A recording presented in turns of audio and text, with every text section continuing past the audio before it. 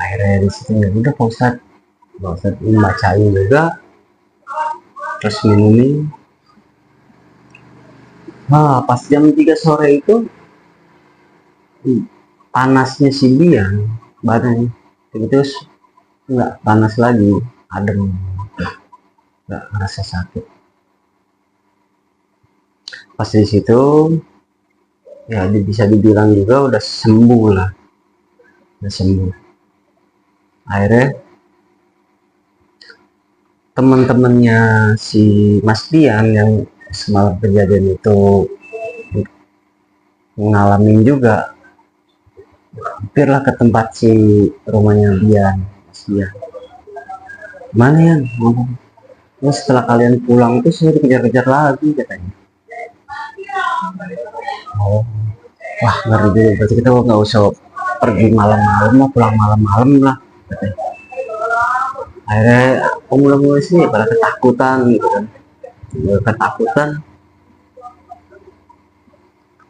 Udah mereka pada pulang maghrib, ada temannya si Bian, itu namanya si L. Si L ini lagi disuruh ibunya untuk beli martabak. Bu, takut bu, takut apa, orang jam segini mau masih rame. Iya, kalau di jalan rayanya rame. Kan dari rumah ke sananya kan bu, buat keluar ke jalan besar itu kan lumayan sepi bu. Kan bawa motor kamu. Ya udahlah kata si L, karena ibunya pengen banget, lagi pengen martabak. Akhirnya jalan si L itu naik motor. Setelah motor jalan, dia sendirian lewatin lah area itu lagi, sembari tengok karena ada rasa takut itu ada, apalagi si Mas Bian juga ngalamin kejar-kejar. Nggak lama kemudian si L lagi naik motor sendiri gitu, pelan. Tiba-tiba dari belakang itu ada yang nyalip tes. Si L saking takutnya tiba-tiba ngerem dadak, cat, lihat bahwa keranda itu ngeduluin gitu kan, nyalip. Komputer mau diterusin, ada di depan, mau balik lagi karena ingat ibunya pengen martabak. Akhirnya jalan lah, ngelanjutin walaupun takut, sembari jalan pelan-pelan karena udah keranda itu sudah lewat jauh gitu, nggak terlihat lagi asik-asiknya jalan. Akhirnya ketemu lah jalan deh, pikiran si Al itu udah lega gitu, udah aman karena udah lewatin situ. Akhirnya si Al beli martabak. Nah pulangnya mikir lagi, nungguin di perempatan itu, nungguin yang arah mau masuk ke kampung, nungguin ada orang yang lewat gitu kan, biar bisa bareng. Maksudnya si L itu seperti itu. Ternyata makin malam tuh nggak ada. Akhirnya si ibunya nelfon si L,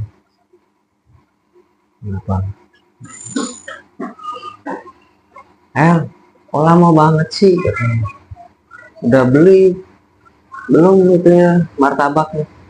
Si L jawab, udah bu, ini lagi pengen pulang. Oh ya udah, hati-hati ya, udah tunggu di rumah. Ya bu. Akhirnya pas itu L beraniin diri gitu untuk jalan. Ketika jalan lagi dengan rasa takutnya, nggak lama kemudian tuh bau banget di pas ada rumah kosong itu baunya, bau bangke ini semerbak banget, khas banget bau bangke. Harus bau apaan ini? Pas di situ agak nyepetin jalan, tiba-tiba dari belakang lagi rendah itu, jadi berdampingan sama motornya si L ini, berdampingan, dan kainnya itu kebuka.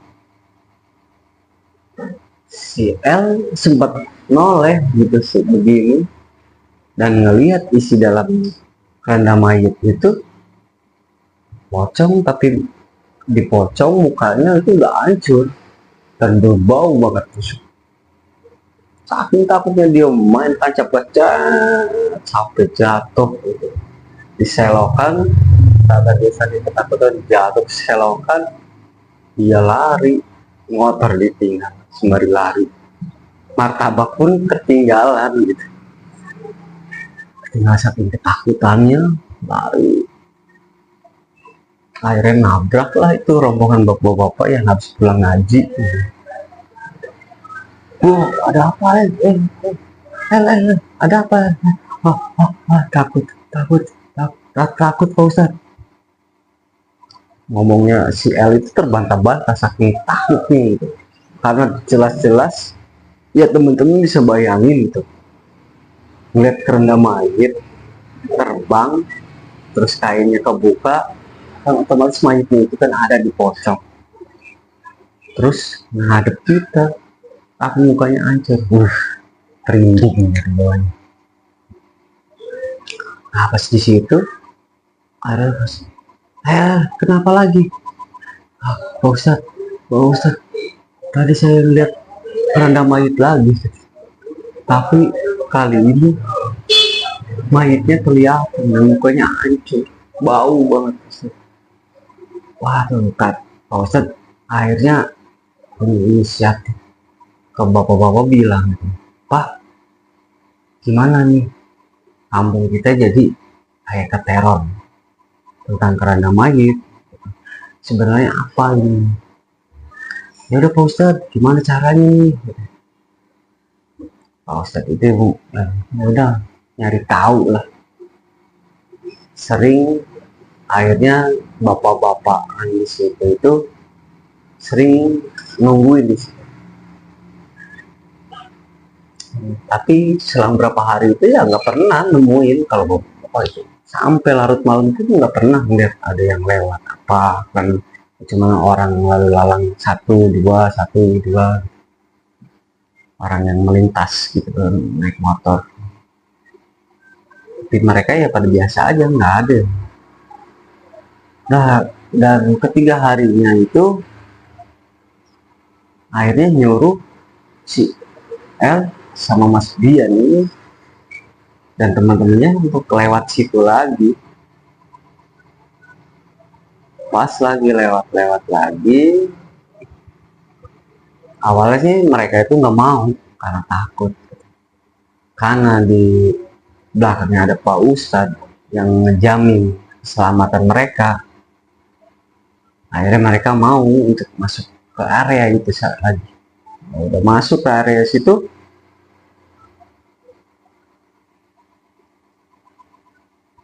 karena mayat itu nongol lagi di depan mereka, dan nongol sembari semua kainnya terbuka, hanya di dalamnya itu ya pocongan mayat yang dipocong, terus mukanya hancur banget, hitam dan banyak belatung. Ngeliatin mereka sakit takutnya, akhirnya mereka teriak. Nah, bapak-bapak ini dan Pak Ustadz itu langsung datang ke situ, datangin ke situ, dengan anak-anak ya, Mas Biam, si L, dan yang lainnya itu pegangnya. Pak Ustadz berusaha ngikutin diskusi akhirnya, kenapa ganggu di sini, Kenapa ini? Ternyata hantu yang di dalam keranda mayat itu seorang wanita. Dia dibunuh sama suaminya gara-gara nggak mau nurutin apa kata suaminya. Terus dia dendam. Nah, pas di situ si Pak Ustadz itu bilang, udahlah, kamu bersempurna masing-masing aja. Gak mau sebelum saya untuk terus begini karena saya nggak punya tempat. Nggak punya tempat gimana? Kamu emang keluarga kamu nggak ada yang doain. Akhirnya ya udah, akhirnya si hantu itu sama Pak Ustadz itu, ya udah saya doain kamu nanti sama bapak-bapak di sini mendoain kamu, tapi kamu nggak boleh ganggu warga-warga sini. Pak Ustadz bilang seperti itu. Akhirnya mau mangguk, ya udah. Akhirnya Pak Ustadz ngumpulin ke warga-warga untuk untuk kirim doa ke mayit yang menjadi teror di kampung itu. Nah, di situ akhirnya warga-warga pun ngadain istilahnya doa bersama untuk mendoain si mayit itu kan. Ya, selesai akhirnya teror yang namanya teror di kampung itu, yang teror keranda mayit atau katil mabur, selang nggak lama itu semakin nggak ada. Akhirnya kondusif lagi di kampung situ, dengan kondisi kondusif, aman, nggak ada teror-teror kayak gitu lagi. Warga pun jadi pada tenang. Ya, dari cerita itu jadi bahan apa ya? Suatu obrolan, khas banget obrolan bahwa di kampung itu pernah terjadi kejadian yang namanya keranda terbang itu menteror orang-orang yang lewat di situ. Bahkan tetangga-tetangga desa pun mendengar dari cerita itu karena sempat rame. Mungkin kalau zaman dulu ya nggak bisa viral kayak di medsos gitu kan. Mungkin kalau di zaman sekarang ya mungkin viral. Angsur membaik, semuanya kondusif. Ya itulah sedikit cerita dari Mas Dian di Indramayu tentang kejadian teror keranda mayit atau kalau di sana dibilang katil mabur. Oke teman-teman, sekian dan terima kasih. Semoga teman-teman terhibur, semoga teman-teman selalu diberikan kesehatan, kelancaran rezeki, dimudahkan segala urusannya, dan semuanya diperlancar. Amin, amin ya robbal alamin. Akhirnya saya Safruddin Al-Yubi undur diri dari cerita ini. Assalamualaikum warahmatullahi wabarakatuh.